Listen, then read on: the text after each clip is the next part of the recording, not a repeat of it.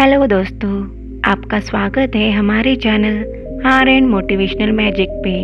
दोस्तों, गौतम बुद्ध की प्रेरणादायी कहानी में से आज मैं आपको एक कहानी बताने जा रही हूँ। हमें उम्मीद है कि ये कहानी आपको ज़रूर पसंद आएगी।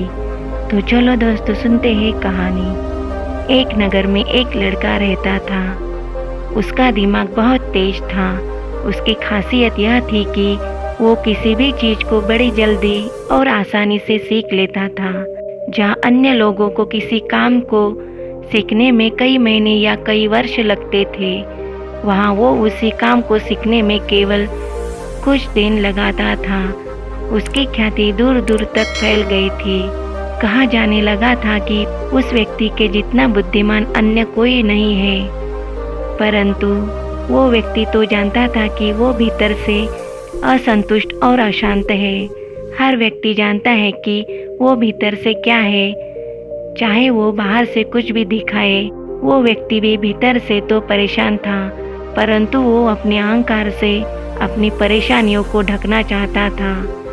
ज़्यादातर लोग ऐसा ही करते हैं। वो व्यक्ति अपनी प्रसिद्धि को और बढ़ाने के लिए तरह तरह के काम सीखता रहा।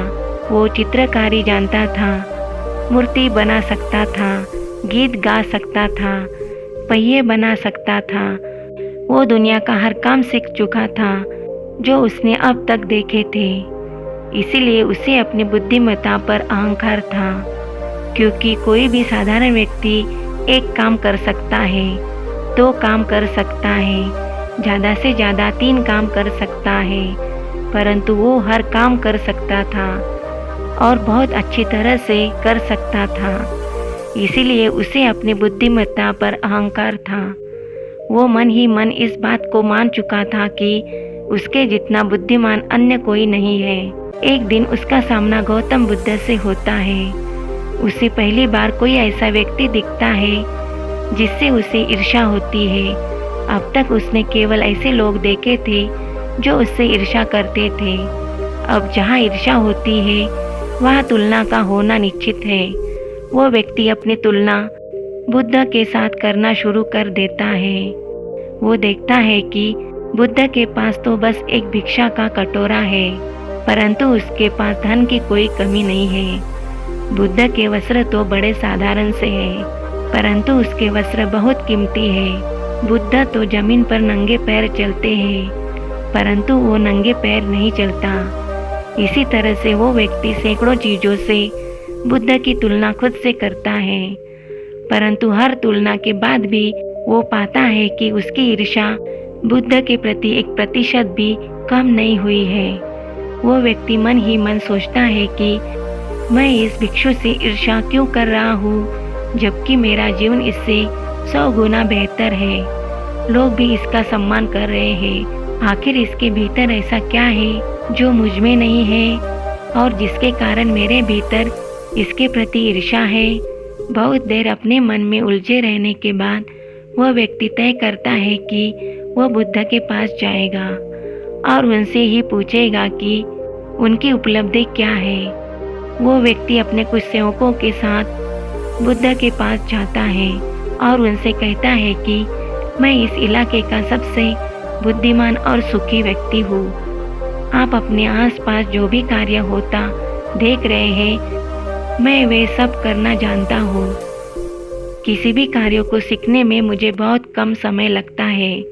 सभी लोग मेरा सम्मान करते हैं, परंतु इस सब के बाद भी मेरे भीतर आपके लिए ईर्ष्या है। मैं जानना चाहता हूँ कि आपकी उपलब्धि क्या है। ये लोग आपका इतना आदर सम्मान क्यों कर रहे हैं? बुद्ध शांत भाव से उसे कहते हैं, वैसे तो मेरी कोई उपलब्धि नहीं है, परंतु तुम कह सकते हो कि मेरे पास एक उपलब्धि है। वह व्यक्ति पूछता है, क्या मैं जान सकता हूँ? तो बुद्ध कहते हैं, मेरी एक उपलब्धि है कि मैं सभी उपलब्धियों को छोड़ चुका हूँ। वह व्यक्ति आश्चर्य के साथ बुद्ध से पूछता है, मतलब? मैं कुछ समझा नहीं। बुद्ध उस व्यक्ति से कहते हैं, क्या तुम्हें प्रशंसा अच्छी लगती है? वह व्यक्ति कहता है, हाँ, प्रशंसा तो सबको अच्छी लगती है। बुद्ध पूछते हैं, और निंदा। वह व्यक्ति कहता है, भला इस संसार में ऐसा कौन है जिसे निंदा अच्छी लगे। बुद्ध कहते हैं, जो तुम्हें अच्छा लगता है और जो तुम्हें बुरा लगता है, मैं इन दोनों से ही ऊपर उठ चुका हूँ। ना मुझे निंदा सताती है और ना ही प्रशंसा प्रसन्न करती है। बस यही अंतर है तुम में और मुझ में। वह व्यक्ति कहता है, परंतु ये कैसे संभव है। बुद्ध मुस्कुराते हैं और कहते हैं, तुमने सैकड़ों काम सीखे, परंतु एक सबसे ज़रूरी काम सीखना भूल गए। वह व्यक्ति आश्चर्य से पूछता है, कौन सा काम। बुद्ध कहते हैं, अपने मन को नियमित करना क्या तुम्हें आता है। बुद्ध की बात सुन वह व्यक्ति समझ जाता है कि ईर्ष्या का यही कारण था। बुद्ध कहते हैं, जिस व्यक्ति ने सारा जगत जीत लिया परंतु अपना मन ही नहीं जीता, उसने कुछ नहीं जीता। और जिसने अपना मन जीत लिया परंतु सब कुछ गंवा दिया, उसने सब कुछ जीत लिया। क्योंकि वास्तव में सुखी वही है जो अपने मन का शासक है। बुद्ध के शब्दों को सुन उस व्यक्ति का अहंकार टूटता है और वह बुद्ध से कहता है, क्या आप मुझे अपने मन को जीतना सिखाएंगे। बुद्ध कहते हैं, अवश्य, परंतु मैं तुम्हारी सारी उपलब्धियां छीन लूँगा। वो व्यक्ति कहता है, मैं तैयार हूँ। उस दिन से वो व्यक्ति ध्यान करना शुरू कर देता है, क्योंकि ध्यान ही वो तरीका है जिससे हम अपने मन को अपने वश में कर सकते हैं।